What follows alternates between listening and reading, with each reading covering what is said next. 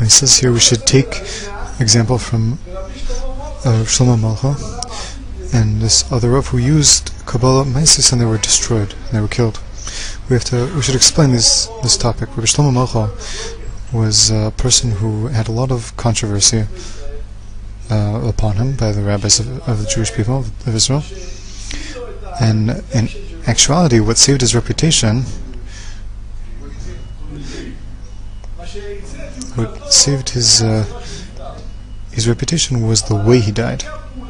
But the way he acted when he was alive, and the results that came out through his actions were much more difficult, and there were many books written about it. And this is the story.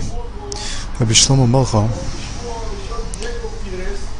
or his other name was, he had a Spanish name also, and he was a priest he was a son of Anusim are Maranos, and his parents sent him to learn in the best schools,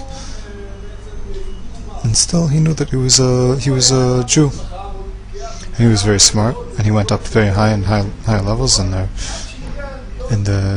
Spain until he became in the court of the king. I don't know exactly what his job was. Maybe he was possibly the scribe of the king of Spain. And at that time, a certain person came to Europe, David Ruveni. David Ruveni was a very strange person. He looked black, like Ethiopian, from the sun that was in that area. And he tells us that he was going around telling a story, saying that he was a brother of a certain king of the tribe of Reuven, and they're in a very far place.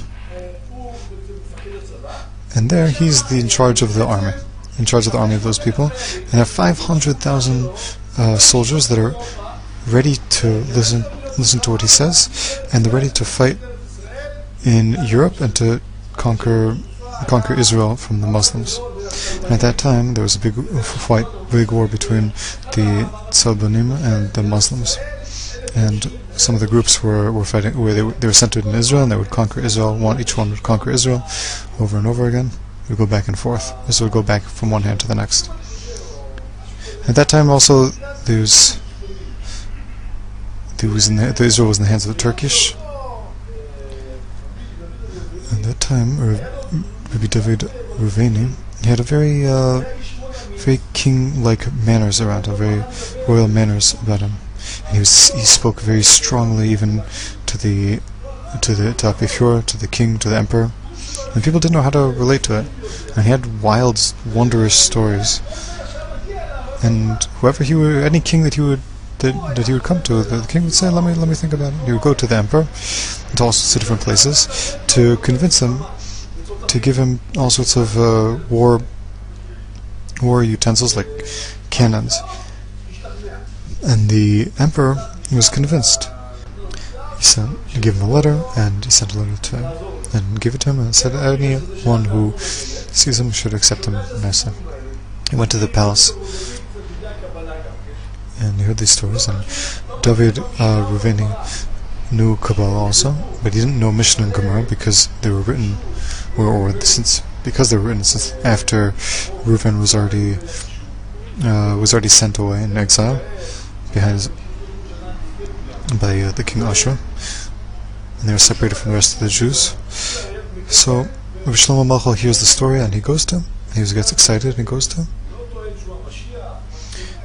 No, he wasn't Mashiach, but he felt that he was bringing the Gula very, very soon, and a very strong spirit of Mashiach, feeling of Mashiach coming, was spread amongst the Anusim, which are the Maranos. They didn't want to live as Maranos. They didn't want to live as Christians. They wanted to be Jews, and they lived a life of Sheker. And outside they acted as Christians, and inside they were acting as Jews, and they saw that everyone was giving kavod to this Rabbi David Ruveni. So they turned him into the Anusim turned him into Mashiach. He said, "I'm really not Mashiach. I just came to act as a warrior in the name for the Jewish people. But afterwards, Mashiach will come." But the Anusim made him into Mashiach anyway, and this man actually started wearing all sorts of fancy clothes and dressing like a king-like. And this Rabbi Shlomo Malcha was very affected by this. And one night he had a dream and he heard a voice. The voice told him to do a bris milah. So he woke up in the morning and he took a knife and he cut without anything, just cut, gave himself a bris milah, and he ran away from the king. And he ran to Rabbi David Ruveni. David Ruveni asked him what happened, and Rabbi Shlomo Malcha said, "I did a bris milah in your merit." And David Ruveni got very upset, and he said, "What are you going to ruin? You're going to ruin my whole plan. If all the Anusim are going to start doing bris milah, then it's going to be horrible. I'm going to ruin my whole plan." When they heard what happened to Shlomo Malcha, he ran away.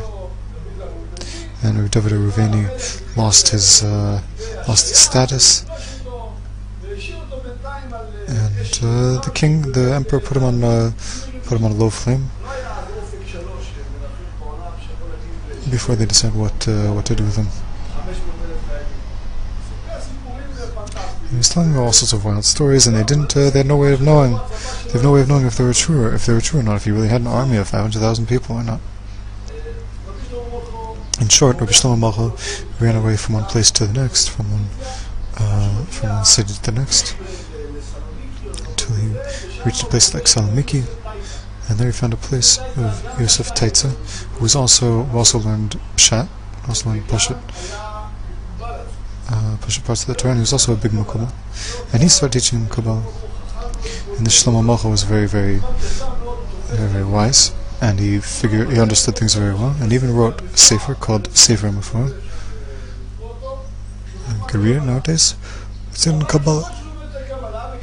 The more he learns Kabbalah, and specifically Kabbalah, Maasit practical Kabbalah, he stopped being afraid, and he figured if someone ever catches him, he'll just say a special shame, and he'll fly away, and nobody will be able to get him.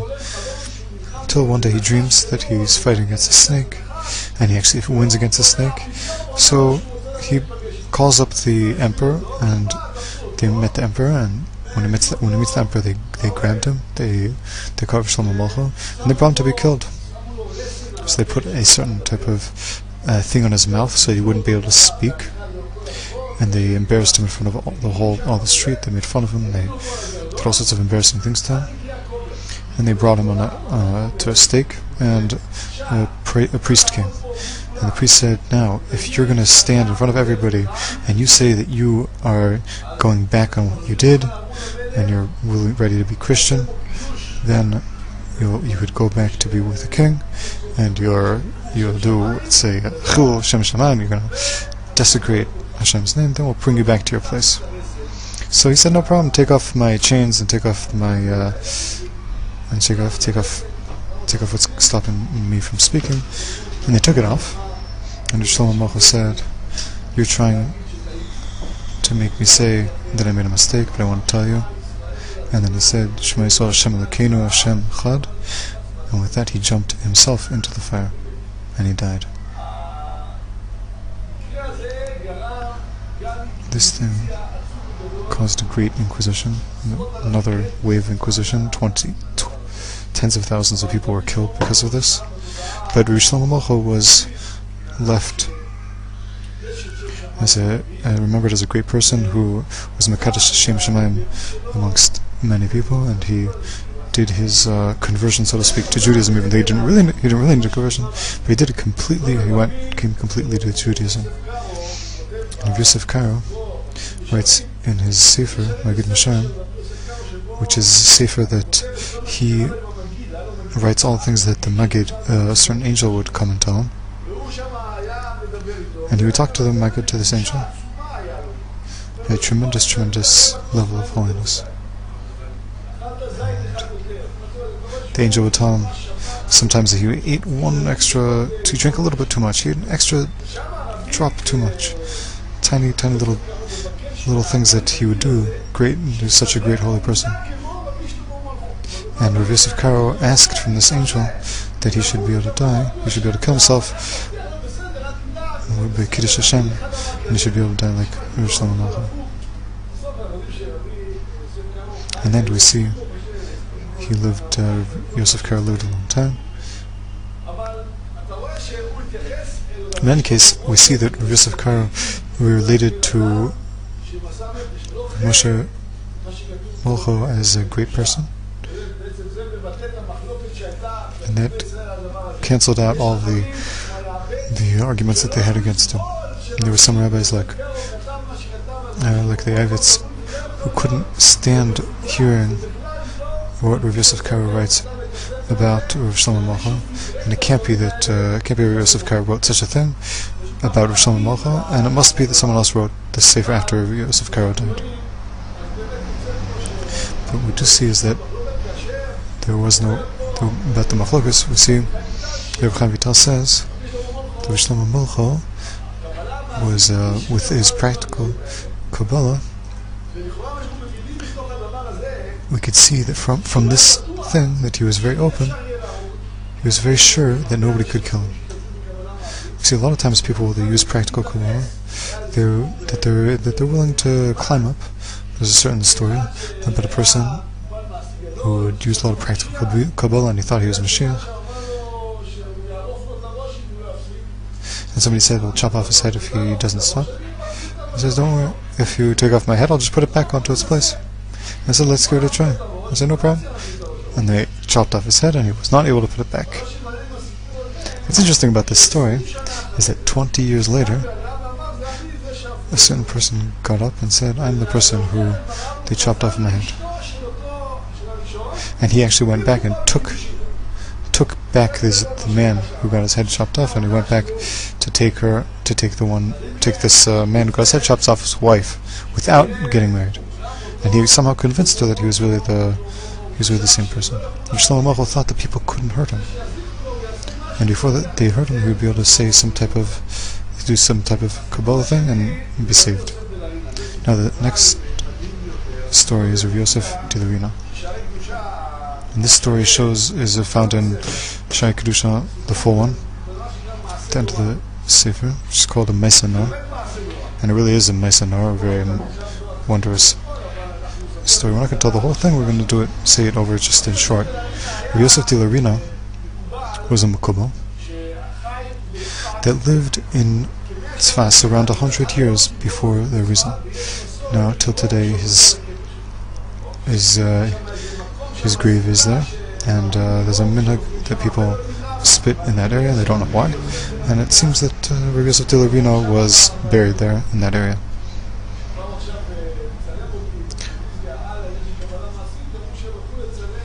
And they wanted to take a video of Kabbalah Maasit, about Kabbalah Maasit, and they waited in that area. They wanted to find out why people are spitting in that area. So explain to them that there's a certain type of custom to spit where Rav Yosef Dilarina was. Rav Yosef Dilarina was a big tzaddik, and one day he decided that we can't continue along this way, and I have to bring the redemption, the Gula. And if he's not coming normally, then we're going to force him to come. He took 5 of his best students, and he convinced them that his pathway in bringing the Gula is correct, and told them they have to give themselves over to him completely, and together they'll be able to bring the Gula. So they went to the edge of Tiberia, and they did all sorts of fasts in order to bring Eliyahu Navi into the world. They did all sorts of fasts and sigufim. At the end of the day, Eliyahu Navi comes and stands in front of them. And Eliyahu Navi asks, "Why did you bring me down to here?" And he says, Rav Yosef Dilarina says, "We didn't do it for myself, we didn't do it for the honor of my father, we're doing it to save Am Yisrael. The Shechin was for so long was in Golos. We want to end the Golos and to bring the crown back to its rightful place. And the only way we could do this is by grabbing the Samach Mem and and his wife. So Eliyahu Navi says, you're trying to do a very big thing, you're not going to be successful. But Rav Yosef Tilerina says, no, we're completely dedicated to this. Just teach us what we need to do. So Eliyahu Navi teaches him all sorts of things they need to do. In order to do this, he says, you have to bring down a certain malach from the Masil, malach Matat, and another malach. In order, they should teach you all the details of how to be able to trap the Samach Mem. It's a long story. He brought down all these different angels, and each one of them at its right time, and he spoke to them. And all sorts of amazing descriptions in the story. All sorts of amazing things that happened when the angels revealed themselves. They fell into their faces and other things. When he got to a certain angel, he said he wanted to grab onto the Samach Mem and his wife. You have to fast for 40 days and only eat bread at night, bread and water. And if you need it for 40 days, and if you need any strength, you take some levona and you sniff it, you smell it. You have to go to Har Seir. You have to do all sorts of things. You have to destroy all sorts of klipas, and you'll see a bunch of dogs. And you have to bring also chains. They have Hashem's name on it. And when you see these dogs, you have to take the largest dogs and put around their neck these chains, this collar. And these dogs are the male and female angels, the Samach Mem and his wife. And you have to take them to Asir and you have to shech them. But you have to be very careful.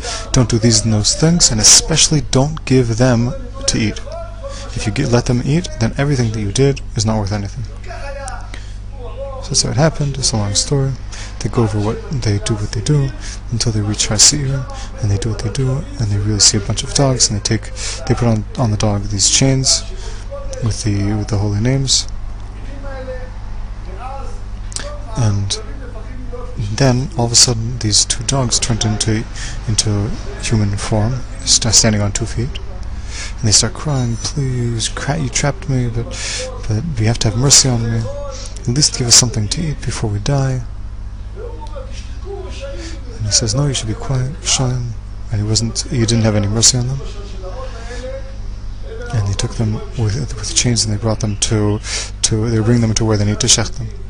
And one of the students was tired, and he took out some of these incense to smell, and one of these two, the evil angel, asked also to smell, and and this angel turned around, and a fire came out from this angel's forehead, made up some smoke from this levana, hit the levana, made up some smoke from it, and then they broke the chains. They had the power to break the chains, and they killed 2 of these. They got rid of 3 of these students. One of them was saved and wrote down the whole story, and Yossi became an evil person, was kofra, and the Samach Mem put all sorts of bad ideas into his mind, and he started running after women, and he used all sorts of Kabbalah powers to bring the women to him. And then he decided he wanted the wife of the king of Rome, and with names of Hashem, he brought this man's wife over to his house every night, and the wife didn't know what was going on, but she went to the king. She said, I don't know what's going on, but every night strange things happen, and I disappear. I don't know what happens to me. So the king goes to his witchcraft people, and they look into it, and they find Rav Yosef Tilerina, and they catch him and they kill him in a very bad way. And this is the story of Yosef Tilerina.